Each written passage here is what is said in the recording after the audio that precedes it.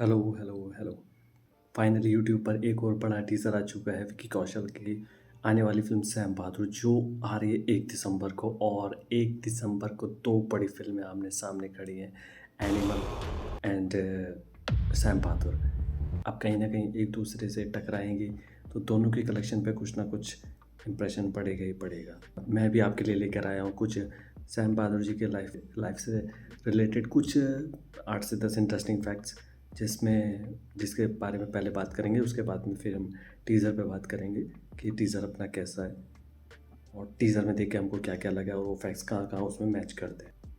और ये वीडियो एक रिव्यू के साथ-साथ एक थोड़ा-सा यूज़फुल भी होने वाला है, थोड़ा नॉलेज बेस्ड भी होने वाला है, तो आप आगे किसी को शेयर भी कर सकते हो और आपका कुछ सजेशन हो तो वो मेरे को आप कमेंट सेक्शन में बता सकते हो। चलिए शुरू करते हैं कि फैक्ट्स के बारे में। सैम बहादुर जी का जन्म 3 अप्रैल 1914 को और उनकी मृत्यु 27 जून 2018 को हुई थी। मानेकशॉ पहले भारतीय सेना अधिकारी थे जो फील्ड मार्शल के 5 स्टार रैंक पर पदोन्नत किए गए थे। अब आता है पॉइंट नंबर 2।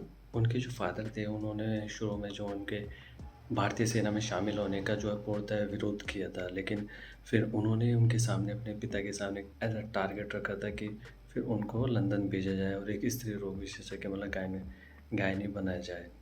तो शायद कहीं न कहीं उनके फ़ादर के सामने भी स्थिति रही होगी कि उनको इस सच्चाई कि भारतीय सेना में ही शामिल होने दिया जाए। Point number 3। Sam Bahadur ji ने 40 वर्षों तक भारतीय सेना में अपनी सेवा प्रदान की, जिसमें उन्होंने 5 फेमस जो उनके युद्ध थे, उनमें उन्होंने मुख्य भूमिका निभाई।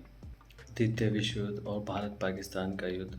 1947 का भारत-पाकिस्तान का युद्ध रहा और एक था 1962 का भारत-चीन युद्ध और फिर से 1965 का जो भारत-पाकिस्तान का युद्ध हुआ था उसमें उनकी मुख्य भूमिका रही थी और एक युद्ध जो लड़ा गया था 1971 में बांग्लादेश मुक्ति युद्ध, उसमें उन्होंने भाग लिया था। Point number 4। भारत-पाकिस्तान का जो एक युद्ध हुआ था उसमें इंदिरा गांधी ने उनसे पूछा था कि क्या आप युद्ध के लिए तैयार हैं? तो उन्होंने जवाब दिया था कि यस स्वीटी, मैं हमेशा युद्ध के लिए तैयार हूँ।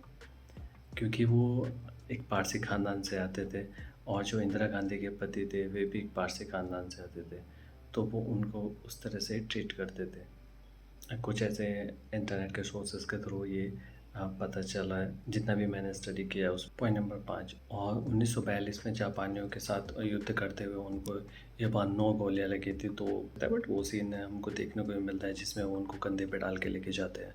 उनके साथ में कोई उनके सिपाही थे जिनका नाम शेर सिंह बताया गया, जिनका वो एक सिपाही थे जिनका नाम शेर सिंह बताया गया, वो उनके बचाव में आए थे जिसकी वजह से वो वहाँ पर मृत्यु से बच सके। और इसकी डिटेल हमको शायद थोड़ा फ़िल्म में भी देखने को मिल सकती है। बस प्रॉब्लम वही है कि वो 1 तारीख को रिलीज़ करें, 1 तारीख जहाँ एनिमल आ रही है, दूसरी तरफ सैम बहादुर आ रही है, तो 2 बड़ी फ़िल्में हैं, जिसकी वजह से अच्छा खासा एक क्लैश बनता है।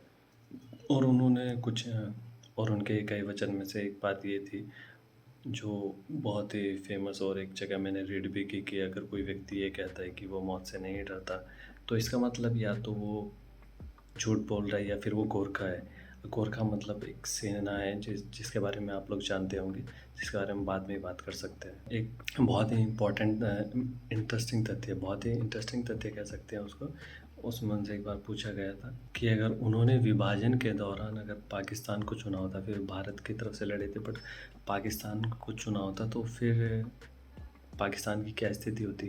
तो फिर उनका एक सिंपल सा क्लीन जवाब ये था, ऐसा मैंने रीड किया कि फिर पाकिस्तान सारे युद्ध जीत चुका होता, भारत से और जगह से।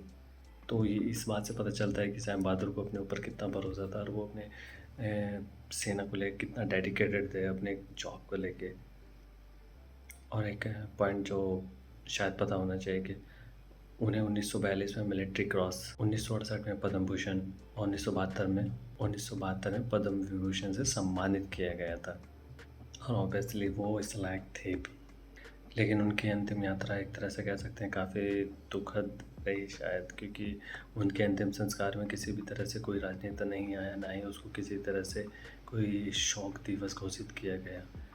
भारतीय सेना का इतना बड़ा एक मेंबर कुछ तो डिज़र्व करता है जिसके लिए हम कुछ कर सकते हैं।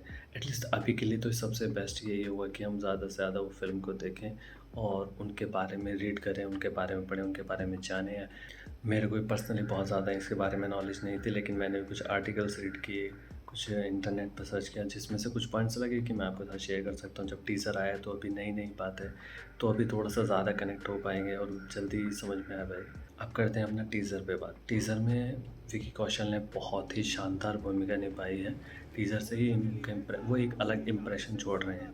लाइक संदीप वांगा रेड्डी की जो एनिमल है, उसमें जो रणवीर कपूर को देखते ही फ़ील हो रहा है कि वो एग्रेशन है, वो एटीट्यूड है, वो उनकी आँखों, वो इधर सैम बहादुर में विकी कौशल ने प्रॉपर मेंटेन किया है।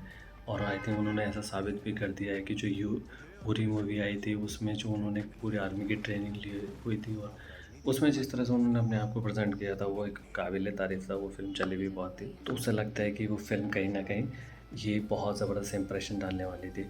और विकी कौशल ने बार बार साबित कर रहे हैं कि वो इस बार, और विकी कौशल ने फिर से तीसरी बार साबित कर दिया कि वो एक अच्छे आर्मी, या फिर कह सकते हैं एक हिस्टोरिकल टाइप की बायोपिक बहुत अच्छे से कर सकते हैं।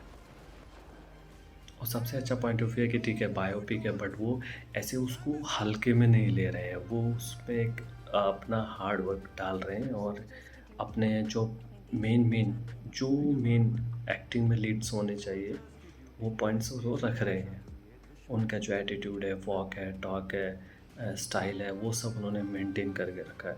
अभी बाकी जो है देखने पर पता चलेगा, जो हम पूरी डिटेल जान सकते हैं सैम बहादुर जी के बारे में, उसमें क्या है, किस चीज़ पर ज़्यादा फोकस किया गया है, किस चीज़ पर नहीं किया गया है। तो वो करते हैं फिर जब ट्रेलर आएगा और फिर मूवी आती है, तब उसके बाद बात करते हैं।